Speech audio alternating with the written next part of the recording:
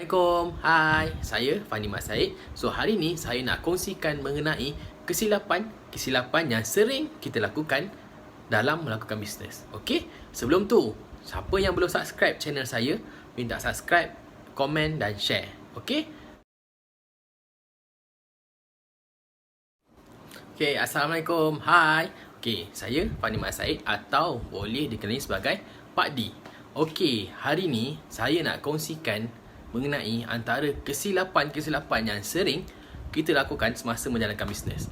Okey, so hari ni ramai kawan-kawan Pak D memang yang menjalankan bisnes. Saya tak cakap diorang buat salah, tapi yang apa yang saya belajar, mentor-mentor yang saya belajar apa semua. So hari ni saya nak kongsikan apa yang tak perlu kita lakukan kita menjalankan bisnes. Maknanya hari ni perkara tu adalah satu perkara yang bagi saya yang silap lah. Sebab kalau kita tak atasi benda ni, so kita akan mengalami susah nak dapat customer, susah nak dapat pelanggan, customer pelanggan sama lah. So nak dapatkan sale apa semua. So benda tu adalah memang sangat memainkan peranan. Okay, so hari ni ramai kawan-kawan Pak D yang ada buat bisnes.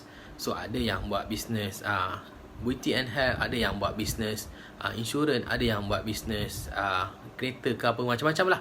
So macam-macam. So benda ni memang kita antara yang boleh di-apply lah. So maknanya antara yang saya belajar dengan mentor-mentor yang saya banyak belajar dengan mentor perniagaan yang mana dah sukses dalam perniagaan. So hari ni saya nak kongsikan antara kesilapan-kesilapan yang sering dilakukan oleh orang yang buat bisnes lah. Okay. Okay, so yang pertama, okay, bila antara kesilapan yang sering kita lakukan adalah dengan takut nak approach. Takut nak approach ni macam mana tau? Dia takut nak beritahu yang dia ni ada bisnes. Okay, so diorang ni sangat takut. Sebab kadang-kadang ada orang tu bila dia nak buat bisnes, dia takut nak beritahu. Dia takut nak approach orang tu. Maksudnya contoh macam Pak D sendiri ada bisnes beauty and health, supply produk kesihatan dan kecantikan. So hari ni macam mana kalau Pak D takut nak approach? Macam mana kalau takut nak approach? Macam mana kalau takut nak beritahu orang lain apa semua? So benda tu memang memainkan peranan kalau tak beritahu. Sebab ni salah satunya antara kesilapan yang sering kita lakukan adalah takut nak approach. Sebab kita terlalu takut, dan kita orang especially kita memang dilahirkan dengan seorang yang senang cerita yang berbudi bahasa, merendah diri. Tapi terlalu merendah diri pun sukar. Okay, sukar, tak boleh. So bila kalau kita ada takut nak approach orang ni, bila takut jadi macam susah kita nak berinteraksi dengan orang, susah kita nak berhadapan dengan orang. Okay. Okay, so hari ni lagi satu, poin yang kedua adalah orang yang kesilapan utama bila orang buat bisnes ialah takut kena reject. Okay, so takut kena reject sebab ialah bila kita cakap kita ada bisnes, nanti orang cakap, hey orang kaya, bila nak lepak, hey orang kaya, bila nak ni. Okay, so itu macam mana kita kena reject tu bila kadang orang cakap, aku tak minat lah dengan bisnes kau, aku tak minat. So kita dah berani nak approach orang tapi kena reject. Tu pun yang membuatkan orang takut juga. Dengan maknanya kita kena atasi dengan rejection tu. Okay, so macam mana nak atasi dengan rejection tu? Kita kena sentiasa senyum, relax. So maknanya tak kisahlah orang tu nak cakap apa ke, nak cakap pasal kita ni apalah bisnes, asyik buat bisnes je apa. So tu antara yang rejection. So macam dalam bisnes Pak D juga, Pak D memang offer pada sesiapa yang nak mencari dan nak jana pendapatan. So memang Pak D offer. So kadang-kadang memang ada yang reject, ada yang cakap alah ini sama je macam sebelum ni, alah ini je, alah ni. So itu antara rejection yang ni. Okay, so ada pernah juga Pak D cakap, jomlah buat ni. Dalam misalnya ada boleh dapat cash bonus, boleh dapat car bonus, boleh dapat convention apa semua. So kita boleh fight benda ni sama-sama. Sampai kan ada yang cakap, tak apa, kau pergi dulu, kau boleh. Even dalam partner kita pun ada yang bercakap macam tu. Tapi tak ada masalah pun, sebab rejection tu pun salah satu yang kita kalau kita nak ikutkan sangat orang tu cakap apa, orang tu cakap tak betul ke apa ke, tapi kita tahu benda tu as long tak melanggar hukum undang-undang negara dan tak melanggar hukum syariah, so it's not okay. So benda tu memang kita takut reject. Sebab first rejection ni adalah kita takut, especially kalau kita ada business, memang selalunya orang akan takut untuk share dengan kenalan rapat. Sebab kenalan rapat ni diorang tahu apa kelemahan kita, diorang tahu apa ni. So diorang ni antara orang yang boleh bagi rejection, dan ada yang bagi rejection, ada yang bagi sokongan. So tapi yang selalu orang takut adalah rejection. Takut kau tak boleh lah. Tapi diorang memang akan selalu berkata, tapi kalau diri kita sendiri yang bercakap macam tu, maksudnya kita sendiri yang mengiyakan, aku tak boleh lah, aku tak ni. So memang dia akan jadi. So kalau kita lawan, kita fight balik. Kita cakap, bukanlah kita ajak bergaduh, tapi kita just terangkan apa yang kita sampaikan. So kalau diorang tak nak pun, tak apa, it's okay. Just bangang macam tu. So kena keep on positif dan sentiasa okay, macam tak apalah, nanti dululah kena buat. So tu pun kita boleh. Tu antara rejection. Okay, rejection ni kita kena hadapi, barulah kita akan lagi okay. Okay, point seterusnya adalah ni yang ketiga, kita suka prejudge. Okay, suka prejudge maknanya prasangka. Kita suka prasangka pada bakal customer kita dan bakal rakan niaga kita. Okay, so macam Pak Di cakap, prejudge ni macam mana tau. Okay, dia macam contoh, kita dah tolong jawabkan dekat orang tu. Maksudnya hari ni saya nak offer dekat si A, baru nak offer peluang bisnes, dan baru nak offer apa produk yang Pak Di ada, baru nak offer. Tapi sebelum offer tu, Pak Di dah cakap, aku dia ni nanti tak nak lah, dia ni nanti tak nak beli lah, dia ni nanti tak nak join lah, dia ni nanti dia ni. Kita dah tolong jawabkan untuk dia. Maknanya kita dah prasangka awal. So jadinya benda tu tak okey. Maknanya kita tak bercakap lagi dengan dia, kita tak approach lagi dengan dia, tapi kita dah beranggapan yang dia tu tak nak. So sampai dia akan tak nak lah. So why not, kalau once you nak jumpa bakal klien ke apa, nak jumpa klien, so why not time nak pergi tu clearkan fikiran dan just fikir dengar lagu ke, lagu yang best ke apa ke. So dekat situ boleh. Maksudnya kalau lah kita dah cakap dengan dia, dia ni tak nak lah, dia ni susah lah, dia ni, padahal kita ni. So padahal kita boleh untuk dapatkan apa yang sebenarnya kadang-kadang orang yang kita jumpa tu pun tak bersangka apa yang kita sangka. So kalau boleh elakkan berprasangka buruk. Maknanya kita janganlah kita bersangka orang tu, janganlah kita terlalu nak fikirkan apa yang dia akan jawab, tak payah. So itu bukan kerja kita. Kerja kita adalah untuk menyampaikan apa yang kita ada. Kita share manfaat, kehebatan bisnes kita, dan share apa yang kita boleh bagi dengan dia. Maknanya apa kita boleh bagi penambahbaikan kat dia. Itu yang paling penting. Okay, so point yang seterusnya adalah kita yang malu. Orang malu untuk share adalah malu. Okay, malu nak beritahu ada bisnes. Memang ini adalah yang selalu orang yang kebanyakan lah. Sebelum ni Pak Di pun macam tu. Pak Di malu gila nak bercerita dengan orang yang Pak Di ada bisnes. Pak Di malu nak bercerita dengan orang yang Pak Di ada bisnes dan ada macam-macam lagi. Tapi benda tu semua diatasi dengan dia belajar dengan mentor-mentor yang berkaitan dengan perniagaan, dengan so dalam platform yang Pak Di buat ni, bisnes Pak Di buat ni, semua lengkap. So ada mentor, so ada guideline macam mana kita nak jawab dengan customer, macam mana kita nak approach, nak hilangkan rasa malu. So macam hari ni Pak Di buat live pun semua adalah untuk atasi perasaan malu. Maknanya hari ni untuk berlatih kita cakap. So kadang-kadang orang malu. Cakap, malu lah aku ada bisnes nak cerita dengan orang. So kalau kita malu, memang malulah sale nak masuk. Memang malulah senang cerita jualan kita nak ada. So memang malulah dia. So benda tu memang main peranan. Okay, so seterusnya ini yang dalam ni lah. So tempat ni memang Salah satunya adalah tak yakin. So kadang-kadang ada orang kata, aku tak yakin lah nak buat bisnes. Tak yakin. Dia sama macam kita prejudge awal. So pada awalannya kita prejudge orang tu, tapi ini kita judge diri kita sendiri. Padahal nak tahu yakin tak yakin, kita kena buat.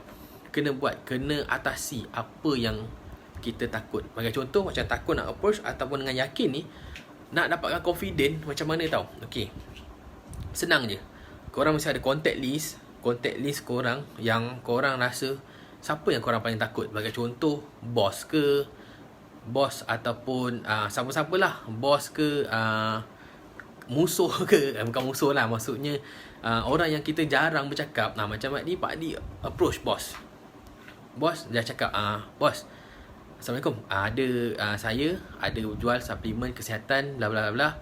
So kalau berminat bos boleh ni. Masa nak hantar tu memang dah rasa macam tak boleh. Memang rasa macam betul ke aku nak buat ni, betul ke ni. Tapi alhamdulillah benda tu bila kita buat lah, bos tu tak beli pun tapi dah buat. Lepas tu tiba-tiba macam boleh rupanya, boleh punya. So hari ni kita kena yakin. Nak yakin kena buat. Kita kena atasi apa yang kita rasa kita tak boleh. Okay, contoh macam orang terjun bungee jumping ke apa kan, Pak tak pernah. Tapi ada orang kata kau kena terjun baru boleh. So macam tu juga dengan bisnes. Kita kena, kadang-kadang orang tak yakin, kita kena beritahu je kita ada bisnes. Yang penting bisnes tu halal dan sah di sisi undang-undang. Okay, so jangan takut. Sebab itu kita nak cari makan, kita nak cari senang cerita periuk nasi kita.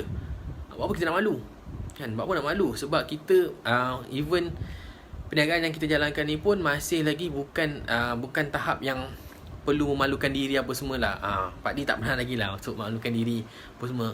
Okay, so benda tu yang kita perlu atasi. So macam contoh orang buat TikTok.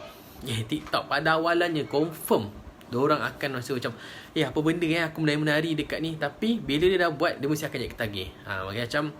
Macam Pak Di punya team. Okay, kami ajar macam mana nak buat marketing dengan video, macam mana nak ajar, macam mana nak belajar dengan menguasai pasaran YouTube. So pada awalannya dia rasa macam tak boleh lah, susah lah, malu lah apa semua. Tapi bila dah buat, dia sendiri cakap okay lah, lepas ni nak buat seminggu satu video.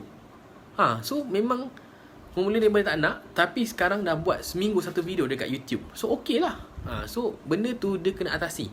So yakin ni datang. Macam mana nak datang keyakinan? Kita kena buat. Kena buat dengan apa yang kita rasa kita tak boleh. So itulah dia kalau nak yakin. Okay, lepas tu yang kesilapan dalam bisnes lagi adalah malas untuk buat marketing. Okay, malas untuk buat marketing ni tu satu hal. Okay, orang beranggapan marketing online itu saja. Itu dah cukup. Just letak dekat status WhatsApp, just letak dekat story, apa semua, itu dah memadai. Tapi macam apa ni, untuk marketing ni bukan saja dekat sosial media tu, tapi kita kena approach. Macam tadi lah, first kita kena approach, kita kena beritahu. Macam dalam bisnes Pak Di memang kami diberi task.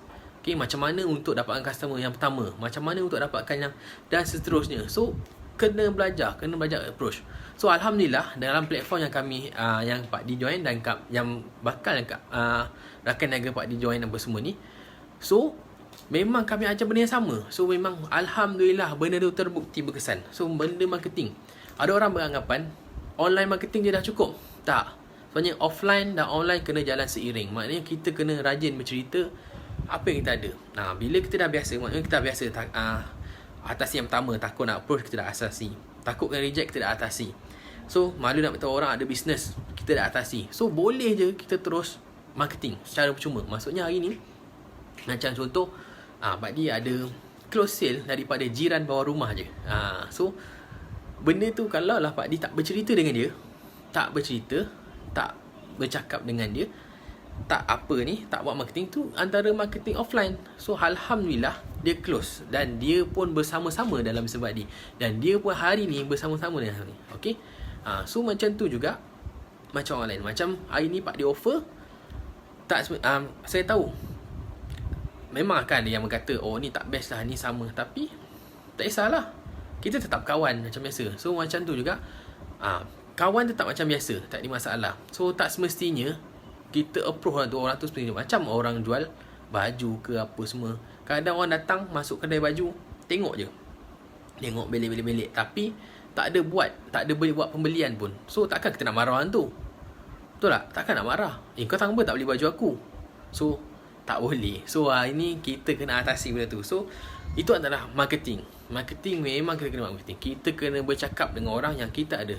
Okay, contoh macam kita ada macam Pak Di ada buat ada supply air yang menggantikan air isotonik. So air isotonik tu kalau Pak Di tak bercerita dengan orang lain, so kebanyakan adalah orang yang bersukan. Orang bersukan dia memang suka untuk minum air isotonik. So hari ni Pak Di boleh bercerita dengan orang, boleh cakap, aku ada produk bagus ni. Maknanya produk ni bagus untuk menggantikan tenaga dan boleh ganti air isotonik yang bergula. So kau nak tak? So hari ni itu adalah marketing, sama ada offline atau online. So kita macam-macam ada. So macam dengan kalau join dengan tim Pak Di akan ajar macam mana menggunakan YouTube, so macam mana gunakan blog, so macam mana gunakan WhatsApp, IG dan macam-macam lagi lah. So tu online. Secara offline pun kami ajar macam mana untuk apply secara offline. Maknanya kita boleh ajar macam mana untuk bercakap, macam mana untuk bermula, macam mana untuk dapatkan pelanggan yang pertama. So semua kita ajar. So itu adalah marketing. So marketing. Okay, poin yang seterusnya, ni yang paling penting, ni yang poin terakhir lah saya cerita. Okay, poin dia adalah mindset. Okay, antara kesilapan yang orang lakukan dalam bisnes adalah mindset. Okay, mindset kalau kita tak jaga, memang dia akan jadi problem. Mindset ni dia main peranan, dia macam sama dengan yang lebih kurang lah. Macam kita takut nak approach, takut nak kena reject, takut yang prejudge apa semua. So itu adalah mindset. So bila mindset kita tak betul, kita dah macam, dia ni tak betul lah, dia ni tak betul. So sebenarnya kita cakap pada diri kita. Kalau kita dah cakap pada orang tu, benda tu balik pada kita. Ingat tak rules yang ni, 4 jari ni. So once kita tunjuk kat orang, 4 ni akan patah balik kat kita. So mindset kena jaga. Apa kita nak? Okay, so kita buat baik dengan orang, kita share manfaat apa semua.